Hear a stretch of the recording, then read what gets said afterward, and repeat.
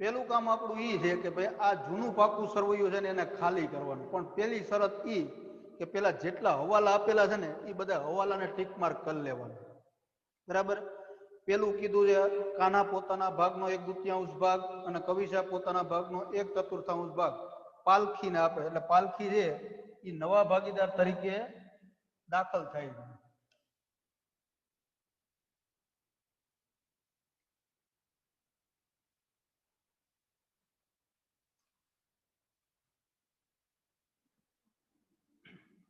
પછી પેઢીના પાઘડીનું મૂલ્યાંકન 80,000 કરવામાં આવેલું છે, બરોબર. બીજા નંબરનો હવાલો છે એ માહિતી સૂચક હવાલો કહેવાય, કારણ કે એમાં બીજું કઈ કરવા નથી, આપણે તો પાઘડી વેચવાની છે એટલે એ આપણે જોશું. ત્રીજા નંબરનો હવાલો છે કાન્હા અને કવિશા તેમને મળેલ પાઘડી પૈકી 50% પાઘડી ઉપાડી જશે. ચાલો એ ઉપાડી જવાની વાત કરી દીધી. ચોથા નંબરના હવાલાથી આપણું ખેલ ચાલુ થાય. આમ તો મુખ્ય 3 હવાલા તો છે જો એ પાઘડીના જ છે. પેલા 3 જે હવાલા છે ને એ બધા પાઘડીના જ છે. ચોથા નંબરનો હવાલો છે યંત્રો પર 10% લેખે ઘસારો માંડી વાળો, એટલે યંત્રોની અંદર તમારે હવાલો ટીક કરી નાખવાનો, હવાલા નંબર 4. પછી દેવાદારોમાંથી 6 ઘાલખાત તરીકે 6,000 ઘાલખાત તરીકે માંડી વાળવા અને 15% ઘાલખાત અનામતની જોગવાઈ કરવી. હવે અહીંયા દેવાદારો તમને મિલકત લેણા બાજુ પર આપેલા છે અને મૂડી દેવા બાજુ પર ઘાલખાત અનામત આપેલી છે, એટલે બેયની અંદર હવાલા નંબર 5 ટીક કરવાનો.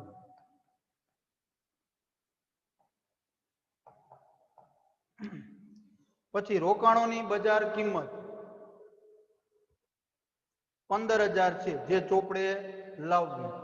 રોકાણોની અંદર પણ હવાલા નંબર 6.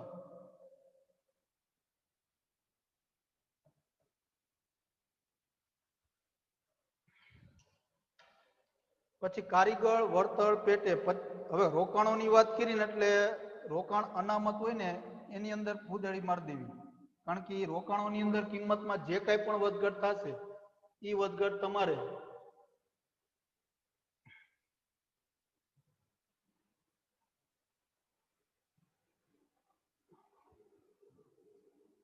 રોકાણોની કિંમતમાં જે કાંઈ વધારો ઘટાડો થાય રોકાણ અનામતની અંદર અસર કરશે. પછી કારીગર વળતર પેટે ₹50,000 દાવો મંજૂર રાખવો, એટલે કામદાર વળતર ફંડ અથવા આને કારીગર અકસ્માત વળતર અનામત તરીકે પણ ઓળખવામાં આવે છે, બરાબર. એ બંને નામ એક જ છે, એટલે આની અંદર હવાલા નંબર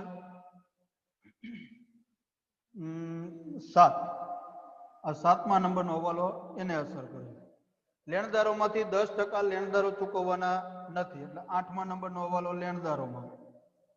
પછી પાલખી મૂડી તરીકે 1,20,000 અને તેના ભાગની પાઘડી રોકડમાં લાવશે. જો પાઘડી કેવી રીતના લાવે છે નવો ભાગીદાર પાલખી, એ તમને છેલ્લા હવાલામાં માહિતી આપેલી. એટલે સૌ પ્રથમ પહેલા હંમેશા હવાલાનો અભ્યાસ કરી લેવાનો, બરાબર. મેં દાખલો ગણતા પહેલા આટલી ચોકસાઈની વાત કરી લીધી, આટલી વસ્તુ મારે કરવાની છે. હવે મારે શું કરવાનું છે તો કે પેલું કામ મારું ઈ છે કે જે જૂનું પાકું સરવૈયું આપેલું છે જે કાન્હા અને કવિશાનું છે, બરાબર. એ જૂના પાકા સરવૈયાને મારે ખાલી કરી નાખવાનું. ખાલી કરવું એટલે મારે ક્યાં એને લઈ જવાનું તો કે આપને જુદા જુદા ખાતા બધા આપેલા છે. પેલું ખાતું છે પુનઃ મૂલ્યાંકન ખાતું, બરાબર. પછી બીજું ભાગીદારોના મૂડી ખાતા, ત્રીજું છે રોકડ ને બેંક ખાતું અને ચોથું પત્રક નવું પાકું સરવૈયું જે કાન્હા, કવિશા અને પાલખીનું હોય, બરાબર. તો સૌ પ્રથમ આપણે 1 by 1 એક હવાલો લેતા પહેલા તો તમે આ વસ્તુ કરી લીધેલી હોવી જોઈએ. એટલે કે ઉદાહરણ નંબર 24 એક વિગત હું પૂછતો જાઉં છું, બરાબર. મને તમારે જવાબ દેતો જવાનું, હું જેનું નામ લઉં એને જવાબ દેવાનો છે.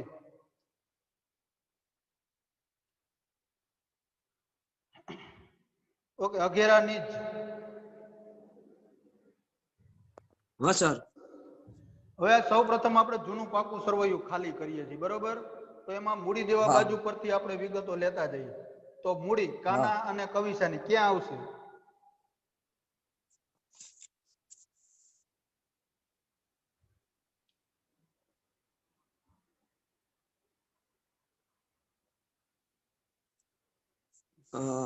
પ્રવેશ બાદનું પાકા સરવૈયામાં. પાકા સરવૈયામાં. ઓકે, પણ આપણે મૂડી ખાતું બનાવીએ છીએ નીચ, તો મૂડી ખાતામાં ન લખી શકાય?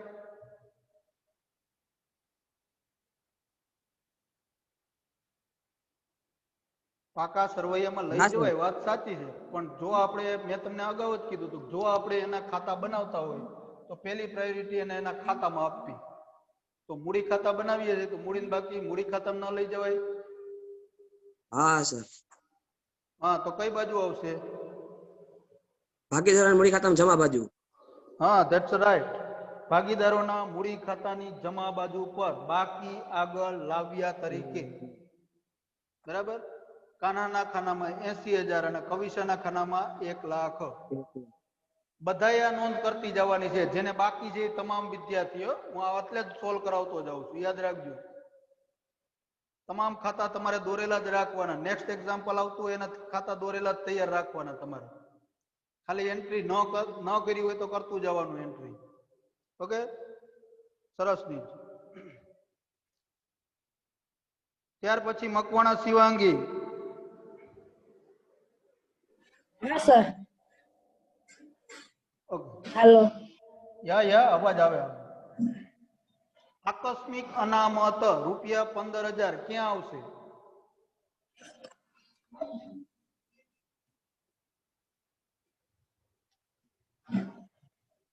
ભાગીદારીના મૂડી ખાતામાં જમા બાજુ. ભાગીદારોના મૂડી ખાતાની જમા બાજુ પર. That's right. કયા પ્રમાણમાં?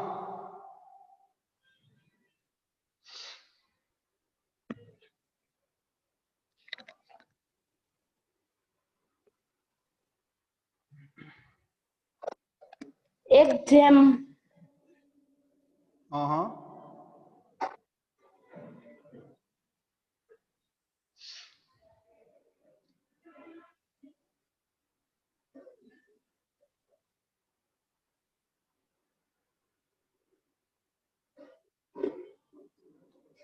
મેં હમણાં જ શરૂઆતમાં જ કીધું હતું. કયા પ્રમાણમાં?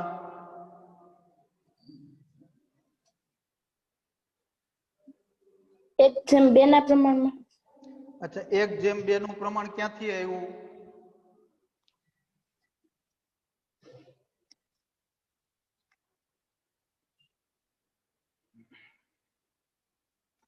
એક જેમ બે પ્રમાણ સાચું. ચાલો આપણે એમ માની લે કે તારો સાચો જવાબ છે, પણ આવ્યું ક્યાંથી પ્રમાણ? 2/3 ના પ્રમાણમાં. ઉપર રકમમાં કીધું કાન્હા અને કવિતા 2/3 ના પ્રમાણમાં નફા નુકસાન. વાહ, સરસ. આકસ્મિક અનામત ભાગીદારોના મૂડી ખાતાની જમા બાજુ પર જૂના પ્રમાણમાં. તમને જો અહીંયા 2/3 નું પ્રમાણ તમને આપેલું છે ત્યાં.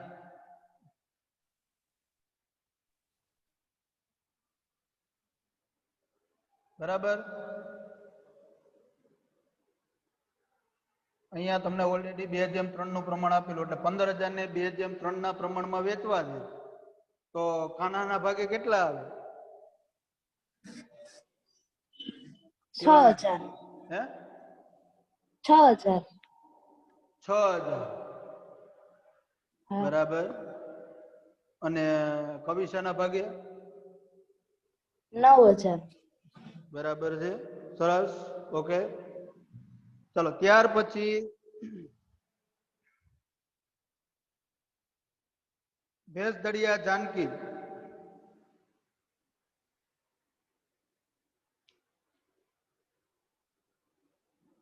ભેંસદડિયા જાનકી.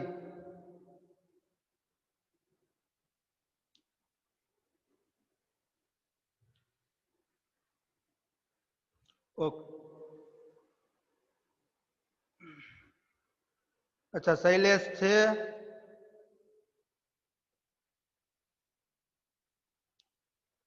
નથી. ગરાળા અભી છે?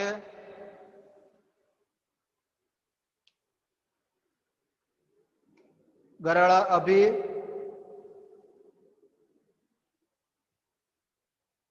ચલો, આજે આ 3 જણા ગેરહાજર.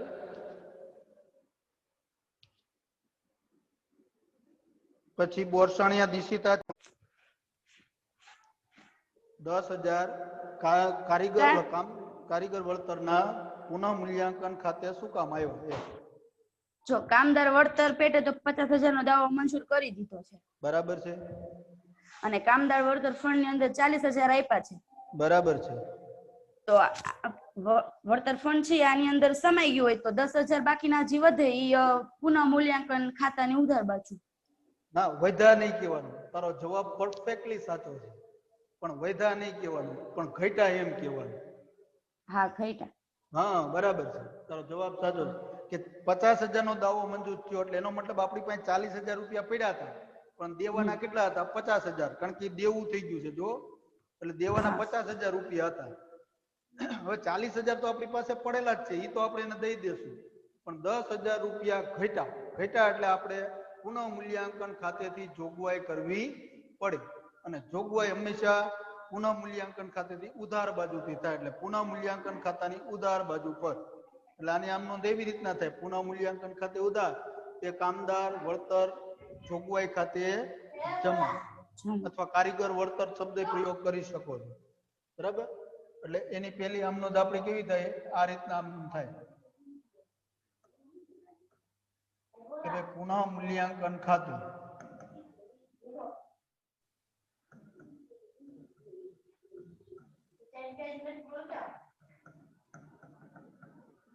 જેટલા ઘટા છે એની જ આમ નોંધ હું કરું છું, બરોબર? એટલે તે કારીગર વળતરની જોગવાઈ ખાતે બરાબર 10,000 રૂપિયા ઘટ્યા એટલે 10,000 થી નોંધ કરું. બાકીના 40,000 રૂપિયા તો ઓલરેડી આપણે ઉમાં વળતર તરીકે આપી દીધા, એટલે પુનઃ મૂલ્યાંકન ખાતાની ઉધાર બાજુ પર 10,000 લેખે નોંધ થઈ જશે. ચાલો, ધેટ્સ રાઈટ પે. ત્યાર પછી છે રોકાણ અનામત રૂપિયા 12,000. હવે આ પ્રશ્ન આપણે પૂછશું બાથાણી મિહિરને. હા ઓકે, હવાલો સરસ. છે સાહેબ, હવાલો. અચ્છા, હવાલો છે. હા અચ્છા, હાલો. જો રોકાણો 30,000 છે, રોકાણ અનામત 12,000 છે, અને હવાલો તમને આપેલો છે 6થા નંબરનો હવાલો કે રોકાણોની હા. બજાર કિંમત રૂપિયા 15,000 છે જે ચોપડે લાવવી. ચલો આખે મિલકત આખું લેણા, હા, મિલકત લેણામાં. મિલકત લેણા બાજુ પર શું કરશો? હા હાલ આખી આખી અસર બોલી જવાની તારો. મિલકત લેણામાં રોકાણો 15,000 રોકાણોમાં 15,000. અને બીજું પુનઃ મૂલ્યાંકન ખાતામાં. અચ્છા, એક જ મિનિટ. જો માનો કે આ મિલકત લેણા બાજુ પર મેં આ રોકાણો લખ્યું 30,000 ના છે, બરોબર છે? 30,000 નથી, હવે હે 15,000 જ છે બજાર કિંમત. 15,000 છે. હા તો જોઈએ આપણે જૂના પાકા સરવૈયામાં કેટલી કિંમત છે. જો કેટલા છે? 30,000 છે. હું તો હા, ઓલું અનામત દેતો હતો. મેં 30,000 જ લખ્યા ને. હા તો પછી એમાં હવાલો શું કીધો? જો 6થા નંબરનો હવાલો વાંચો. રોકાણોની બજાર કિંમત 15,000 છે જે ચોપડે લાવી. હા, તો લાવો ચોપડે. તો લઈ આવ્યા આપણે. મિલકત લેણામાં રોકાણો બાજુ 15,000, બાદ કરવા પડે. ભૂલી ગયો એટલી વાર? 30,000 માંથી. હે 30,000 માંથી બાદ કરીને લઈ આવ્યા ને. ક્યાં લાવવું બોલો? આ બાદ કરવા છે એટલે 15,000 ક્યાં લાવવાના? મિલકત લેણામાં આ મિલકત લેણા બાજુ જ છે. ચાલો, આ મિલકત લેણા બાજુ 15,000 લઈ આવ્યા. હા, તો લાવો ક્યાં દર્શાવવું?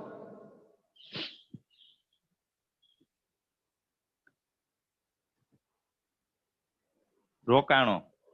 હા હા, તું બોલે એમ હું લખીશ. ચાલ, તું કે એમ લખું. કીધું તો ખરી, રોકાણો મિલકત લેણામાં 15,000. આ રોકાણો 30,000 તો ઓલરેડી તારા ચોપડે લખેલા છે ને, હું એમ કહું છું. હા લખેલા છે. હવે મારે આની અંદર પ્રોસેસ કરવાની છે. શું પ્રોસેસ કરું? કઈ પ્રક્રિયા કરું? શું લખું?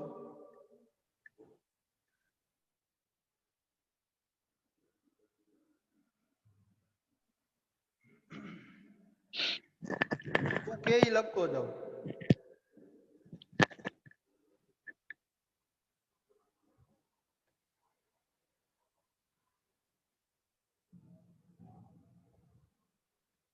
એટલું તમને મેં જૂનું ભણાવેલું ભૂલી જાવ ને જો એટલે આ તકલીફ થાય. બરાબર? It's a simple process and simple method. તમને કીધું છે બજાર કિંમત રૂપિયા 15,000 છે જે ચોપડે લાવવાની છે, તો હકીકતમાં રોકાણો અહીંયા 30,000 ના બોલે છે. બરાબર? તો 15,000 લાવવાના હોવાથી પેલું કામ તમારે ઈ કરવું પડે કે શું થયું ભાઈ, તો કે ઘટાડો થયો. તો કે ઘટાડો, રોકાણોની કિંમતમાં ઘટાડો થયો. કેટલા રૂપિયાનો ઘટાડો થયો? તો કે 15,000 રૂપિયાનો 15,000. ઘટાડો. કારણ કે ચોપડે કિંમત 15,000 લાવવાની છે, તો 30 માંથી કેટલા બાદ કરીએ તો 15,000 આવે? તો કે 15,000 બાદ કરો એટલે 15,000 આવે. બરાબર? આ પેલી પ્રોસેસ થઈ. બીજું, આ ઘટાડાને તમારે પુનઃ મૂલ્યાંકન ખાતે દર્શાવવાનો હોય. અને આમ નોંધ શું થાય? આપણે આમ નોંધ હું કરવા જાઉં તો આમ નોંધ મારે કેવી રીતના થાય? આમ નોંધ કરવી છે ઘટાડાની આમ નોંધ. પેલું કામ તો એ છે કે તે રોકાણો ખાતે થાય. બરાબર? આ રોકાણો ખાતે ઘટ્યા એટલે 15,000 રૂપિયા થાય જમા. હવે આમાં જોવાનું, વિચારવાનું કે આનું અનામત છે કે નથી. તો કે હા છે, રોકાણ અનામત 12,000 બોલે છે. બરોબર? તો રોકાણ અનામત 12,000 બોલે. રોકાણ અનામતની જમા બાકી હોય એમાંથી આપણે માંડવાળ કરીએ ને એટલે ઉધાર થતું જાય. એટલે રોકાણ અનામત ખાતે ઉધાર. રોકાણ અનામત ખાતે ઉધાર. પણ અનામત તો 12,000 રૂપિયા જ છે, એટલે આપણે તો 12 જ લખવાનું, ત્યાં 15 નથી લખવાનું. તો હજી 3,000 રૂપિયા ઘટ્યા કે જે રોકાણોની કિંમત ઘટીને એના આપણે નોંધ કરવી છે. ખરેખર આની જો અનામત ન હોય તો આમ નોંધ શું થાય? પુનઃ મૂલ્યાંકન ખાતે ઉધાર, તે રોકાણો ખાતે જમા, 15,000 રૂપિયા. પણ જો અનામત હોય તો રોકાણ અનામત ખાતે ઉધાર, તે રોકાણો ખાતે જમા. પણ 12,000 જ માંડી વાળા છે, જયારે ખરેખર કિંમત ઘટી છે તો 15,000 રૂપિયા ઘટી. તો બાકીના 3,000 તો કે પુનઃ મૂલ્યાંકન ખાતે ઉધાર. પુનઃ મૂલ્યાંકન ખાતે ઉધાર રૂપિયા 3,000 રૂપિયા જે લખ્યા ને એ ન્યા આવશે. એટલે 12,000 હામાં વળી ગઈ, એટલે આમાંથી 12,000 વયા ગયા. એટલે નોંધ તમારે ખાલી 3,000 ની જ કરવાની થાય. પુનઃ મૂલ્યાંકન ખાતાની ઉધાર બાજુ પર રોકાણો ખાતે રૂપિયા 3,000. તો કે હવે રોકાણ અનામતનું તો કે એ તો હામું નીકળી ગયું, નુકસાનીમાં નીકળી ગયું. એટલે હવે એ કઈ ભાગીદારને દેવાનું થતું નથી. બરાબર? એટલે આ વસ્તુ ખ્યાલ આવ્યો બધાને આ બાબતમાં? ઓકે, હા, કદાચ ન સમજાણું હોય તો પૂછવાનું છૂટ. ત્યાર પછી છે લેણદારો રૂપિયા 50,000. બુટાણી મિહિર.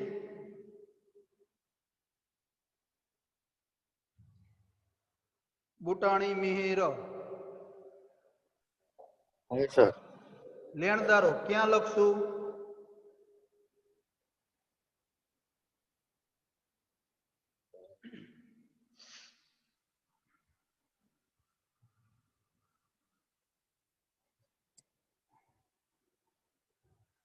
બુટાણી મિહિર.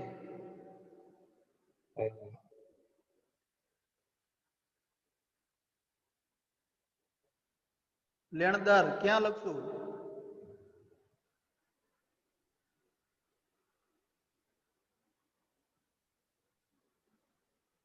મૂડી દેવા બાજુ. મૂડી દેવા બાજુ પર. કેટલા રૂપિયા? માં હવાલો છે ને, જો 8મા નંબરનો હવાલો છે. આ 8મા નંબરનો હવાલો આપેલો છે. એટલે મૂડી દેવા બાજુ પર નવા પાકા સરવૈયામાં મૂડી દેવા બાજુ પર લેણદારો રૂપિયા 50,000 અંદરના કોલમમાં રાખવાનું છે. હવાલાની અસર આપણે પછી આપશું. બરોબર છે? ચાલો, ત્યાર પછી છે ઘાલખાદ અનામત. નયન, ભાલોડિયા નયન.